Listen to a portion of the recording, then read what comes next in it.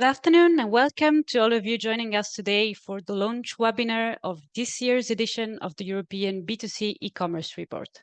My name is Margherita Corsaro, Policy Advisor at ECommerce Europe, and I will be moderating this webinar.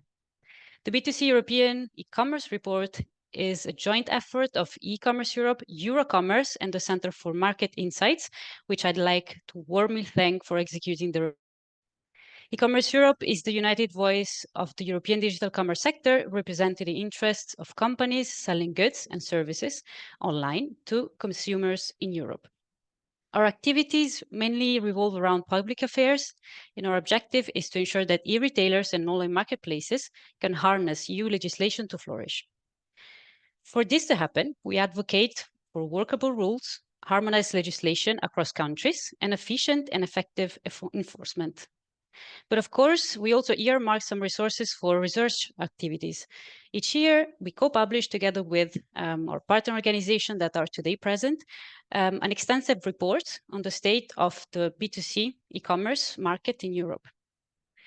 To speak on behalf of Eurocommerce today, we count with the presence of Anton Delbarre, Chief Economist at Eurocommerce. Hello and welcome, Anton. I would also like to wish a warm welcome to Jesse Welterede, Director of Center for Market Insights, Professor of Digital Commerce at the Amsterdam University of Applied Science, and the very author of this year's European B2C e-commerce report. Hi, Jesse. Happy to have you with us. Hi, Margherita. Thank you. In a few moments, we are going to hear from Jesse about the highlights emerging from the report. Following that, Anton will share with us some reflections on the main economic indicators and the state of retail in the last couple of years in Europe. But before deep diving into the contents of the report, just a few housekeeping rules. You are welcome to post written questions by clicking in the Q&A button in the chat throughout the whole webinar. We will make our best to answer as many questions as possible at the end of the presentations. Also be aware that this webinar is recorded. You will find the recording on our ECommerce Europe's YouTube channel later this week. And also note that the webinar will last roughly 1 hour. Ahead of giving the floor to Jesse and then to Anton, just some short remarks on the report from ECommerce Europe. The figures of this year's report show that the European digital commerce sector is resilient, despite the many challenges it has been facing. Throughout 2023 and 2024, EU-based e-commerce players have been coping with various factors squeezing prices. First of all, inflation, which has had a significant impact on e-commerce turnover. Now, for the third year in a row, we will hear more on that by Jesse. Harsh competition from non-EU-based players, mostly coming from Asia, is also a challenge worth mentioning. And definitely an issue treated and addressed as a priority by ECommerce Europe and its national association members. ECommerce Europe and its national association members have always been in favor of an open and competitive market. However, this competition ought to be fair. This means that e-commerce players selling goods and services to European consumers should play by the same rules, regardless of where they're based. However, certain non-EU-based actors use commercial practices which raise questions about their compliance with union legislation. This concerns areas such as consumer protection, product safety, data protection, just to name a few. In addition, the enforcement of these rules towards non-EU-based players has proven to be very challenging. Therefore, ECommerce Europe and its national association members urge policymakers from all over Europe to apply the same thoroughness in the scrutiny of companies' activities, whether they're based in the EU or not. Going back to the factor putting pressures on European e-commerce players in the last years, growing consumer expectations certainly play a role. For example, expectations for more sustainable products are difficult for companies sometimes to reconcile with diminished purchasing powers of consumers. 2024 also marks the end of a new mandate, which has been very prolific. Many new rules now will apply to e-commerce and now need to be implemented by e-commerce players. Against this backdrop, the e-commerce sector needs clear signals from lawmakers. This must acknowledge the role of e-commerce as a driver of revived European competitiveness, a keyword for the incoming Commission, definitely. Throughout the next 5 years, we will continue pushing for policymakers to unleash the strong potential of e-commerce to contribute to overall economic growth. We remain committed to shaping a bright future for omnichannel retail in Europe. With that, I now invite Jesse to unveil the findings of this year's report on the European B2C e-commerce. Subsequently, Anton will share with us Eurocommerce's remarks. Please, Jesse, over to you. Thank you so much for the introduction, Margarita. And I'm happy to share with you the results of this year's report. I'm very proud of what we accomplished together with the team of ECommerce Europe and Eurocommerce this year. And I would love to talk you through the highlights of this year's report. Next slide, please. So, well, Margarita already introduced me, so let's keep on going. This year report covers 38 countries. Last year report covered 37 countries. This year we decided to also include Moldova in the report, which means that we now have an additional country in Eastern Europe in the report. The impact of Moldova on the figures is not that big because it's still a country in development, so the e-commerce market is not yet matured. So it doesn't significantly affect the figures, but of course it's part of Eastern Europe, and we thought let's put it in there as well. So that's the addition that we have. Next slide, please. So let's dive first into figures around internet usage. As you all know, internet usage is already pretty high in Europe, in many countries. There are even some countries that approach a penetration rate of almost 100%, especially if you look to the Nordics, the countries of Scandinavia. There almost everyone between the age of 16 and 74 already has internet access. But still we see in Europe as a whole that the internet penetration is still increasing despite being already very high. So in 2023, there was a 2 percentage points increase compared to 2022. And for 2024, we forecast even a continuous increase to even 93% for Europe as a whole. We see pretty similar figures for the EU 27. So the same result for 2023 and also the same forecast for the year of 2024. Of course, there are still some noticeable differences in internet penetration among the regions in Europe. I already said the Nordics, Northern Europe is already much higher than the rest. On average, 97% of the population there has access to the internet. Western Europe is also scoring pretty high. And so far, Eastern Europe is lagging the most behind compared to the other regions. But yeah, there's still growth potential when it comes to internet penetration in Europe. But I think in a decade or so, we are really, on average, will also approach probably 100% if we continue on this pace. Next slide, please. So let's dive also in the e-shopper penetration. People that also have read the previous reports will see that the figures are lower than the previous report. That's because we used a different definition. Last year we took the penetration as the percentage of internet users shopping online. This year we used the percentage of the population shopping online, which makes this figure better comparable with the internet penetration figures. So the figures are lower, but that's just because of a definition change. And what we also see here that for Europe as a whole, there's still a marginal increase of e-shopping penetration from year to year. So a 2 percentage point increase from 2022 to 2023. And also for 2024, we expect a slight increase in internet penetration for Europe. And for the EU 27, we see also increase for the coming years, similar to what we see in Europe as a whole. The differences between regions when it comes to e-shopping penetration are a little bit larger than when we look to internet penetration. So again, we see that the Northern Europe and Western Europe are leading, followed by Central Europe, but especially in Eastern Europe and also in Southern Europe, there's still a lot of growth potential when it comes to e-shopping, as a large part of the population is not yet shopping online. So a lot of potential there for growth in the coming years. Next slide. This is a graph that gives you an idea about popular products bought in Europe by European consumers, mainly in the EU 27 and also some countries close to that related, like Switzerland is also included, and Norway, for example.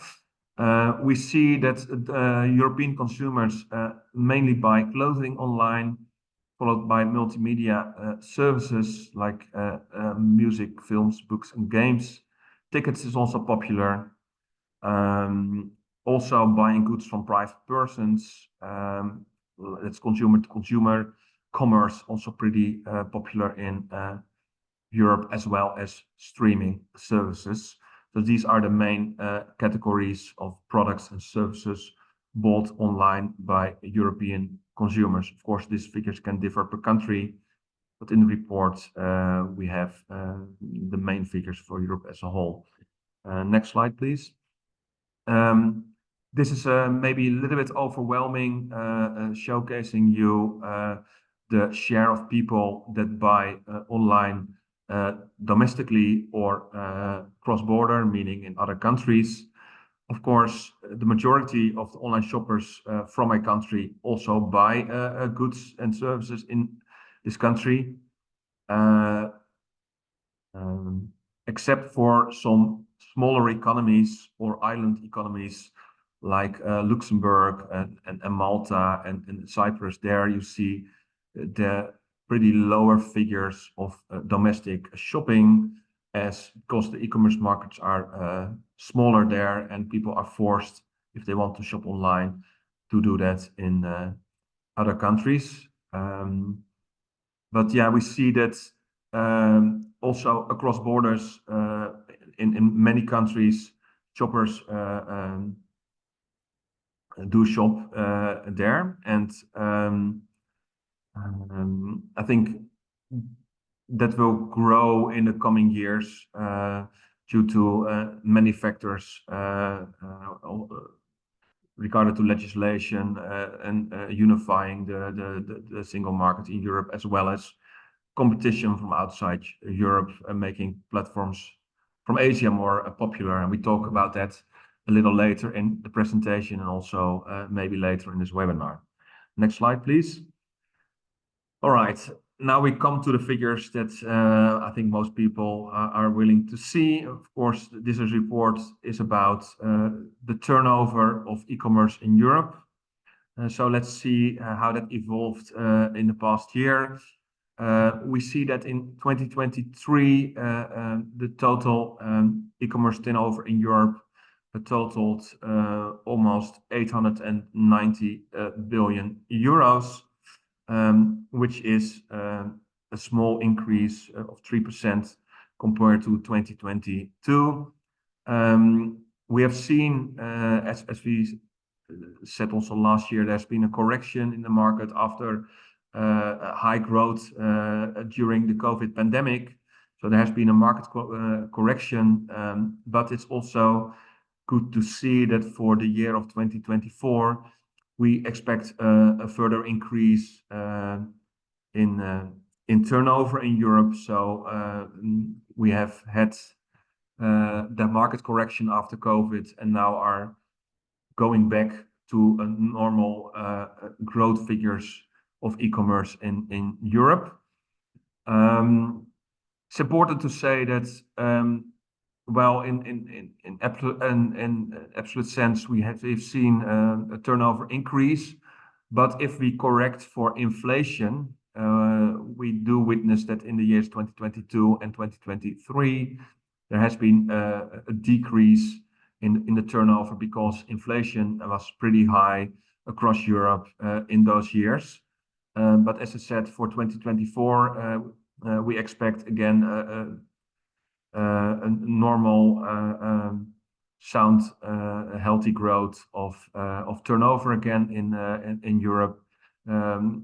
Inflation is also stabilizing and normalizing across the countries in Europe. So I think the future is bright in my view.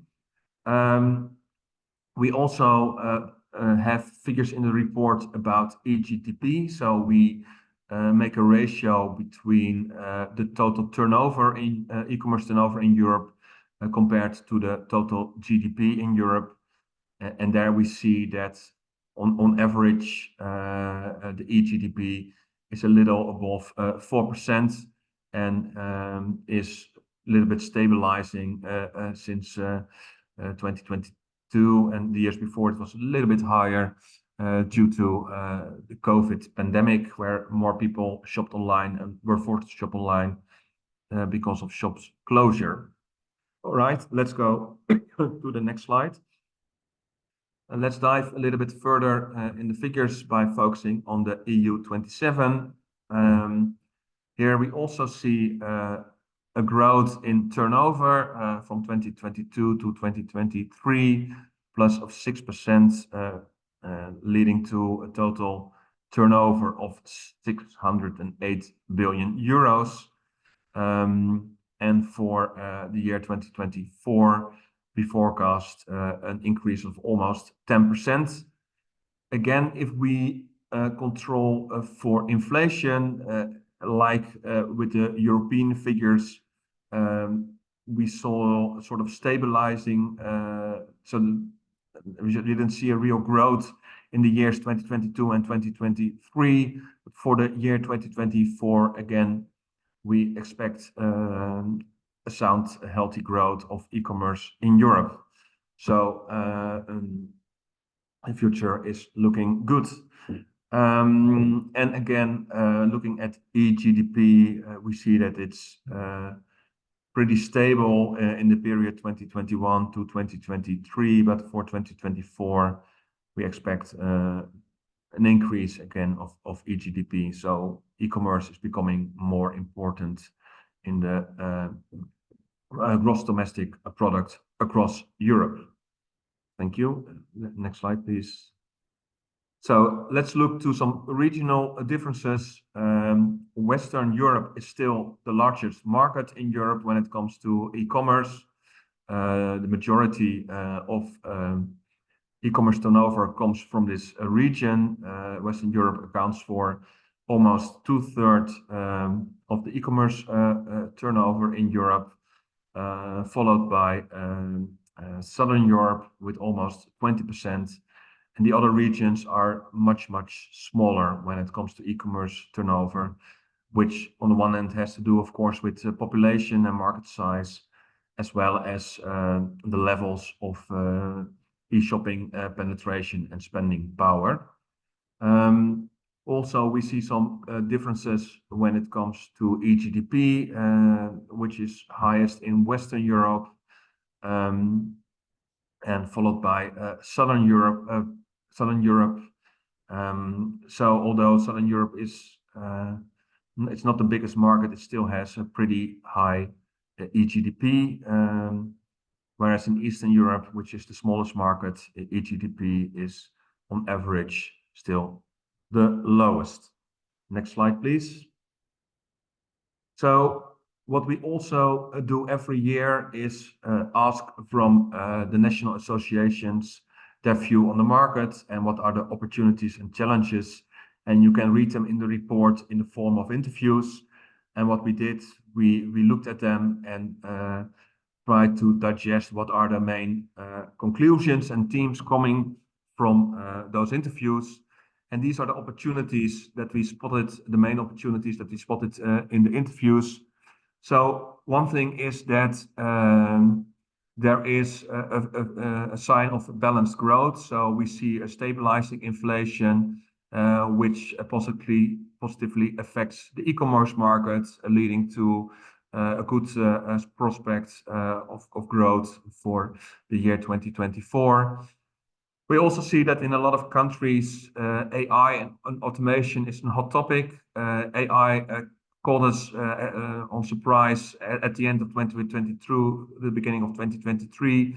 And we see that also a lot of e-commerce companies are currently experimenting with AI and trying to optimize the processes using AI in many, many ways, from logistics to customer service and content creation and website optimization. We also see that augmented reality is becoming more and more important as a technology for e-commerce companies, for example, to enhance product visualization, enriching the experience of customers, but can also help, for example, to minimize returns and making certain processes more efficient. Also, like repairs, if you want to do some self-repair, augmented reality can be very handy tool for that. 5G and IoT are also promising technologies. A lot of retailers, online retailers, are experimenting with, especially in logistics and supply chain management. And apart from that, we also see a growth in a lot of countries of mobile payments. So there's an increasing adoption and usage of digital wallets and instant payment methods. So these are really on the rise in a lot of European countries. And also we see that sustainability is not something that is a legal demand, but we also see that in many countries across Europe, more and more consumers are wanting to shop more sustainable, and also are asking from web shops to become more sustainable. So this is really a challenge as well as an opportunity for web shops to tap into new business models in the coming years to meet the needs of consumers, as well as meeting all the regulations that are coming in the coming years with regard to sustainability and circularity in Europe. So from the opportunities, we go to the challenges that has been spotted by the national associations. So, and one of them is energy price instability. We're still having a big war at the European continent between Russia and Ukraine, which affects energy prices. Also in other parts of the world, Middle East is also not the most stable at the moment, which can have an impact on our energy and thereby also on the cost and consumer confidence, as well as the turnover of the sector. Further, and this is really noted a lot, is there has been an increased global competition, especially from China, from platforms like Temu, that caught us as a surprise in Europe and are gaining a market share pretty fast, in a way which is not really fair, because they are not compliant at the moment to all the rules and regulations that the e-commerce players in Europe have to comply to. So that's an issue where a lot of people and also ECommerce Europe and Eurocommerce are fighting for, to get a level playing field there, because it's an unfair competition that is giving a lot of e-commerce players headaches at the moment, and we really need to find a solution for that. Another thing that a lot of associations are touching is that there's increased technology gap.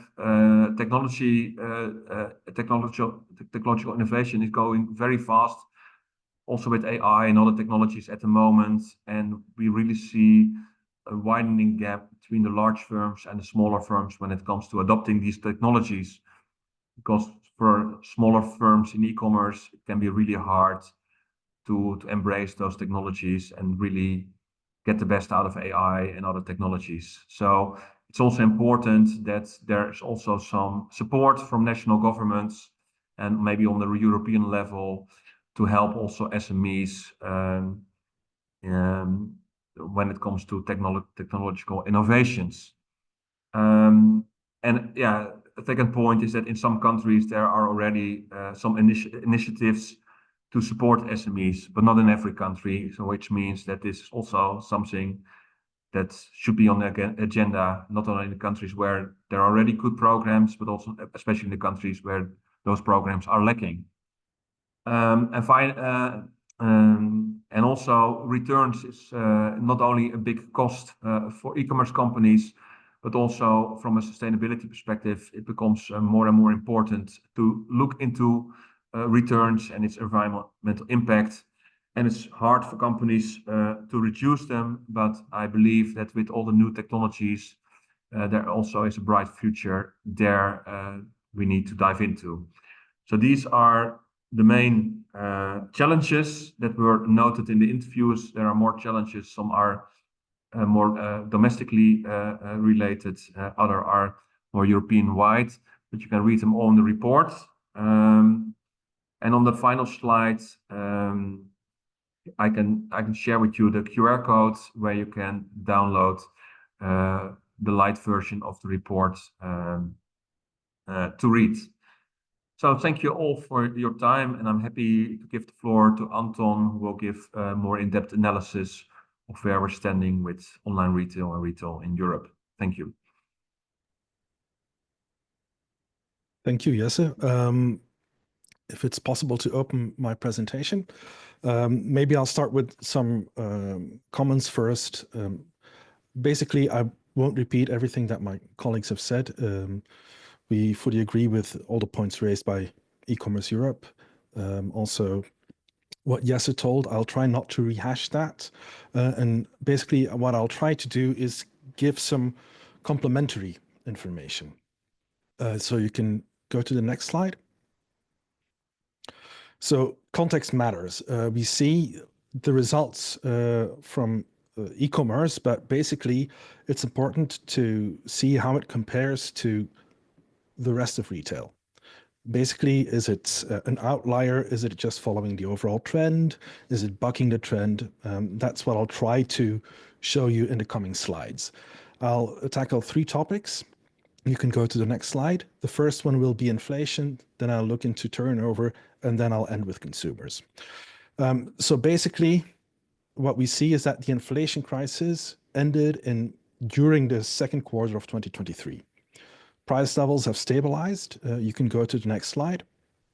And almost any metric we look at, we see the same thing happening. So what you see before the second quarter of 2023 is this big spike in inflation. Energy prices started to come down earlier than the rest because they're basically the rest of the economy. It takes some time for energy prices to feed through the entire value chain. And that's when we saw that in almost all sectors, suddenly inflation and price levels, inflation went down and price levels stabilized during the second quarter of 2023 and have been quite stable since. What you see, the purple line is overall inflation in retail. The green line is in food retail. And then the blue line is energy. You can go to the next slide. What we saw is that if we compare the overall inflation in retail, we see that for non-food retail, inflation has been lower for quite a few years. And one of the reasons why it's been lower is because competition has been higher. And one of the driving factors there has been e-commerce, basically because whereas for certain product categories, perishable goods, the markets are still mostly national. When it comes to non-perishable goods, they have become European, in some cases even globalized. And you really see that effect on the price levels and in the competition. You can go to the next slide. So basically, if you look at inflation, it's also important to see, yes, you have the overall trend where inflation clearly has gone down and reached a new normal of just above 2%, where it used to be below 2%. But inflation is spread quite differently across Europe. And so what you see is that especially the purple countries, Central and Eastern Europe, still have inflation that's quite a bit higher than the overall average, while the Nordics, light blue, and Western Europe, dark blue, have lower inflation. But when we go to growth, that's the next slide. And basically what you'll see is that GDP growth paints a different picture. Yes, you have, once again, it's really low for the Nordics, but especially for Western European countries that are below the EU average. But Central European countries and especially Southern Europe has solid GDP growth, despite stagnation in the rest of Europe. And so that's also important when you look at the overall picture of what's happening in e-commerce to see the underlying trend. How are the economies locally performing? You can go to the next slide.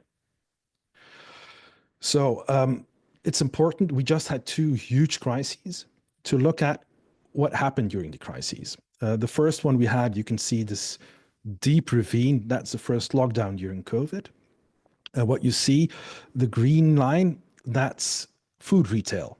The blue line is retail overall, and the dotted blue line is basically the trend growth in the preceding decade before the crises. So you see during the first lockdown, retail overall cratered, but you remember the food runs and the toilet paper runs. So basically turnover spiked up during the lockdowns for food retail. What you see, the same story in the second lockdown. But what you also see is that there was pent-up demand, expenditures that hadn't been done during the lockdowns that caused a rebound immediately after the lockdowns. So there was always this rebound effect for retail after the lockdowns due to the COVID crisis. But then the inflation crisis started, and that hit differently. Why? Because during COVID, you had winners and losers. Some segments of retail did really well, others did horribly. But when you look at the inflation crisis, everybody went down. All subsectors went down. And food retail even performed worse than non-food retail. And you'll also see that in the e-commerce numbers later on. And so basically what you see is that at the end of the inflation crisis, there was no rebound. After COVID, there was a rebound. Now there is no rebound, and growth is really still tepid. So this is inflation-adjusted turnover. So you see that turnover, it hasn't recovered still, even a year after the crisis ended. And so basically, if you see what we have lost due to the crises, that's the difference between the historic trend growth and the current results. You can go to the next slide. Then if we compare retail to just e-commerce, there you basically see that e-commerce has been indeed very resilient. So first you see the dotted line, that's the nominal turnover, and the solid lines are the turnover adjusted for inflation. What you see in blue, e-commerce, a huge spike during COVID. Then it suffered even a bit more than overall retail during the inflation crisis, but it's really started to recover after the inflation crisis. And where you see that retail, it was flat overall, basically. And so what you see is that the recovery post-inflation crisis has been a lot stronger in e-commerce than in retail overall. Next slide, please. And so also what is important to see is that when it comes to retailer confidence, it's quite different across Europe. And a lot of it is tied to the strength of the local economy. So basically, retailers are confident if the overall economy is doing well. If the overall economy is doing poorly, retailers don't see a good future in front of them. So this is also really important to take into account, especially because when we look at the consumers next, it paints a different picture. Next slide, please. So here again, basically you see the same thing as on the map, but it's categorized. You see that retailer confidence is strong in Central and Eastern Europe, especially. Also strong GDP growth, and also quite strong in Southern Europe, but not as strong as its GDP growth is.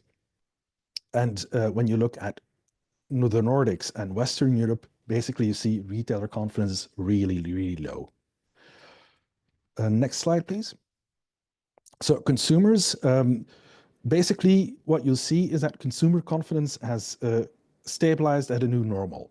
That's what the next slide shows. So normally consumer confidence is negative. This is the average for the EU over the past decade was -10. But of course, that's in part due to the two big crises during the past decade. But we're almost back to that average. So there are only a couple of countries that drag down the average. That's basically countries like Hungary, Greece, I believe also Slovenia. If it weren't for them, basically you would be at quite a normal level of consumer confidence. But consumers have evolved. Next slide, please. So basically, here, what you see is that all the factors that make consumer confidence. So what you see, the green lines, for instance, are the financials. The light blue line is how people look at their unemployment. Is the risk of unemployment going up or down? The dark blue line is how is the overall economy doing? What you see is that during the crises, consumer confidence really went all over the place. And now it has stabilized again. But if you compare it to how it was before the crises, it's a bit different. People have become more cautious. They're still optimistic, but they plan to save a bit more. They're not as sure that they will keep their job, and they're a bit more pessimistic about the overall economy than before. Next slide, please. So basically, I'll add one other thing about consumers that is quite important, is that what we've seen, two important elements, consumer polarization. Basically, in the past, consumers tended to buy products dependent on their status. So basically, they had a certain quality versus value ratio that they use for all their products. What we're seeing more and more is that people start to differentiate. For things that are important, they go premium, high premium. Things that aren't important, more and more they go to the cheaper alternatives, where quality is less important. One of the only exceptions to that is health. Health is, especially since the COVID crisis, far more top of mind for a lot of people than it used to be. So this is also something that really affects the kind of offerings retailers are giving, because you see that the medium segment is being squeezed out, and it's more and more really the low price offerings that are really interesting for consumers, or the premium, high premium offerings, and the middle segment has more of an issue. So I think that I hope at least that gave some extra perspective to help interpret the numbers of the e-commerce report. And if you have any questions, you can always contact me or just ask the questions in the Q&A. Thank you very much, Anton. Thank you very much, Jesse. I maybe would like to ask you one follow-up question from my side for Jesse. So you presented the different results that we got for macro regions. And with regards to eGDP, so we saw that the contribution eGDP, what we define in our report as the contribution of e-commerce turnover to the general GDP. So how do you yourself interpret the particularly high contribution of e-commerce to GDP in Southern Europe? And for that matter, as you will see in the report, also for specific countries, can this maybe be related to internet penetration or e-commerce, e-shoppers penetration, or are there any other details that you want to share with us? Well, I think what I can say from that is that e-commerce relative to other industries in those countries is pretty strong industry. Of course, leading to a higher share in the GDP. But of course, why that's the case is that matters highly among countries, right? So in that sense, you can't compare every country with each other. But it's indeed something that pops out of the research, and as far as I can say, it has to do with the fact that it's a relatively strong industry in those countries in the south. Yeah. Thank you. And maybe Anton, for you, found it very interesting that you talk about retailers' confidence and consumer confidence. If we look at retailer confidence, how do you personally interpret regional divergences? Could this maybe also be related to legislation and how rules are applied in those countries? Yes, certainly. So one of the elements is basically how is the overall economy performing, but also basically if retailers feel they don't have the instruments or the degrees of freedom they need to basically correct their business model for the upcoming challenges, that also depresses retailer confidence. So basically, having stable legislation that is, I would say it, not only well intended, but also well designed is hugely important for retailers. And it's even more important for a lot of other sectors because basically we are a low margin, high volume sector. And we have a lot more compliance costs than other sectors. Why? That's because we sell a greater variety of products. Most companies have one or two product categories that they manufacture. They only have to follow the legislation of those product categories. We sell all the product categories. And on top of that, because we're the last link to the consumer, we're also often asked to basically help enforcement agencies or market regulators to collect a ton of information for them to make their job easier. But also that also is a part of our big compliance cost. And of course, as Jesse said, that's why enforcement is becoming more and more important with rising compliance costs, because if we have those costs and our competitors can basically circumvent those costs in a low margin sector, that's a huge issue. Thank you very much for your very extensive answer. We have one small question in the Q&A, and the second one is coming. So the first one from August from Iceland. Why was Iceland not included in the data? Iceland is indeed included in the report. Maybe you were referring as to why there is no interview from potential existing e-commerce association is in Iceland. The only reason is that if there is an association, they're not members of ours. So yeah, the only interviews you will find in the report are from member associations of ECommerce Europe. And then a second answer, second question that we got. So a lot of from Samuel, a lot of the dispensable income is going from traditional e-commerce to Temu. Can you already see the percentage share of this shift? Do you maybe some of you want to take it? Yes, Anton? Well, today I also presented the ranking of the largest e-commerce companies in the Netherlands. So from that perspective, I can say something about it. For shares, it's really difficult, but we see that the Chinese platforms are storming the ranks of the Dutch largest e-commerce companies, with Temu already expected to have a turnover of around 80 million in the Netherlands, which for our country, then you're a real big player. So it's going fast. And of course, we also see smaller web shops already complaining that they are outcompeted by Temu.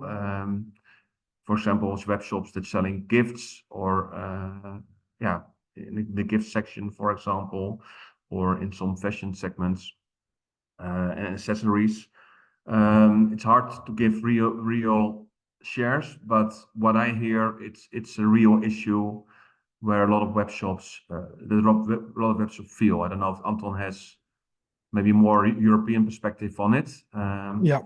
So, of course, the anecdotal evidence exists across Europe, and it's not only the small and medium companies that say that, also the large ones really feel it. But I agree with Jesse that it's difficult to get accurate data. Part of it is that because it's basically the same reason why there is a lot of non-compliance. A lot is not captured by statistics. And so basically the only thing you can do is indicators like track the number of packages that come from China. But even that is becoming more difficult because now they also have European fulfillment centers. And so grasping or basically getting the exact data is a huge issue.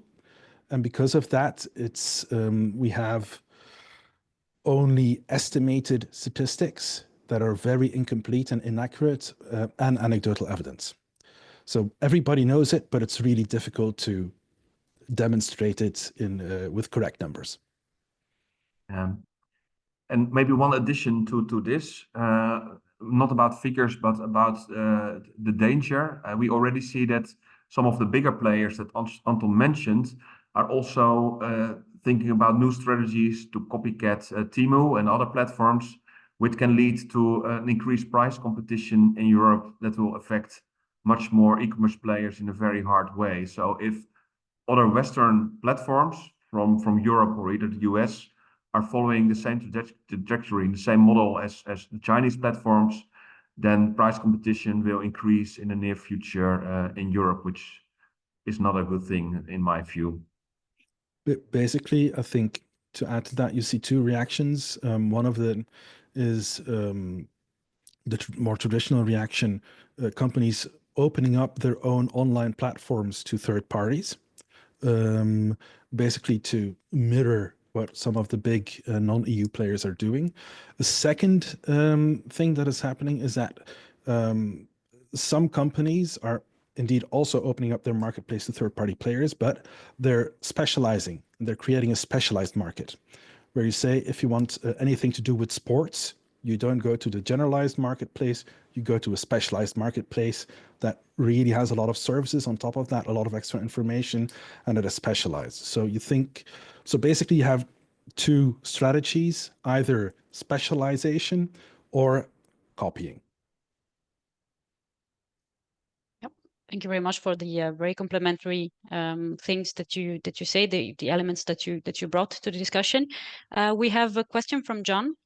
So the categories, some categories, I assume this is related to product categories. Tell me if you understand something else, Anton or Jesse, but the question is, some product categories, I assume, are already very mature in most markets.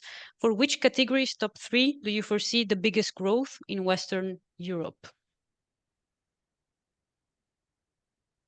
Indeed, yes. So we have some information on that in our report. It's but I'll let you maybe answer. Yeah, this I one. also see that Anton wants to take this. Do you want to go first, Anton, on this one? Well, it's the same for me.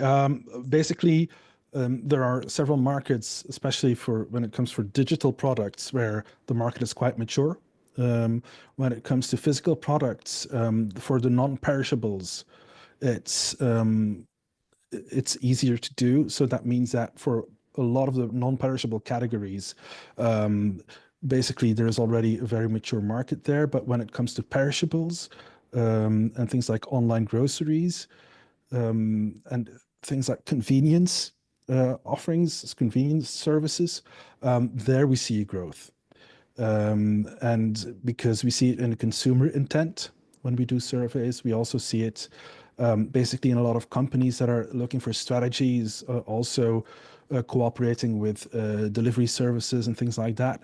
So I do expect quite some growth there because that's still a very, very niche segment at the moment. And to add to that, and that's also maybe already a start of an answer for the next question.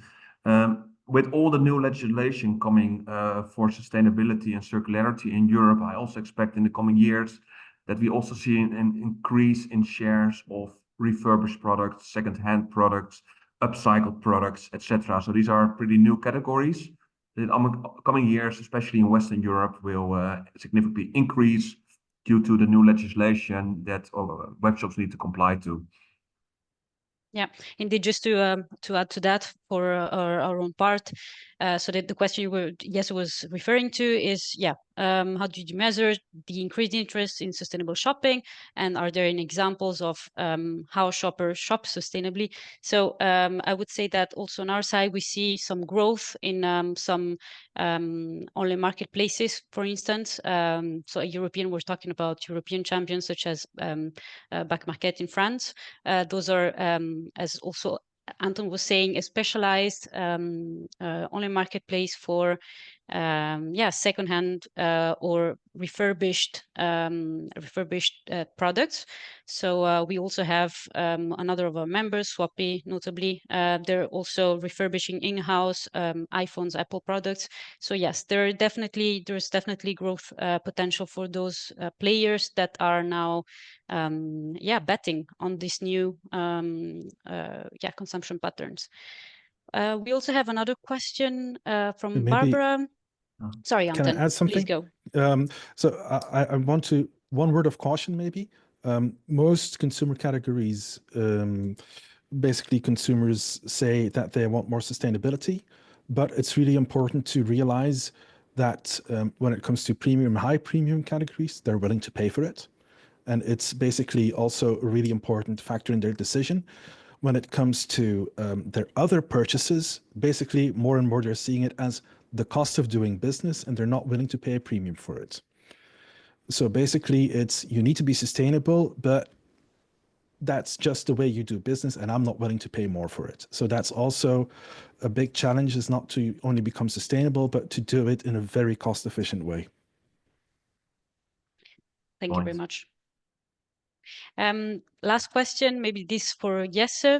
It's really a very short answer. In the report, we only do a forecast of 1 year. So this year we only have forecast for 2024, but we don't do a forecast for 2 years. So you have to wait another year to see our projection for for the next year. Maybe to add to that, sorry, is that while I can't give an exact number, you can look at the underlying fundamentals, and what you do see is that convenience is becoming more and more important for more and more parts of the consumers categories, or more and more consumer categories, both for people that are working and feel quite stressed, especially with constraining labor markets, but also for an aging population. So if you look at the fundamentals, also with the growing internet penetration, it's likely that in the coming years, online, so basically e-commerce growth, will outpace overall retail growth. Thank you very much for a very interesting discussion. Thanks again to my co-panelists for attending this webinar, for being there, and also to all of you joining us today, for attending. As already mentioned, you will find the recording of today's launch webinar on ECommerce Europe's YouTube channel. Of course, if you are interested to reach out to us, Anton gave his own email address. You're very welcome to also follow us on LinkedIn, X, be it ECommerce Europe or Eurocommerce. Also make sure to check out our website, where you will find the light version of this year's report. And yes, with that, I think we're done. Thank you very much again, and let's make Europe a place where e-commerce can thrive all together. Thank you very much.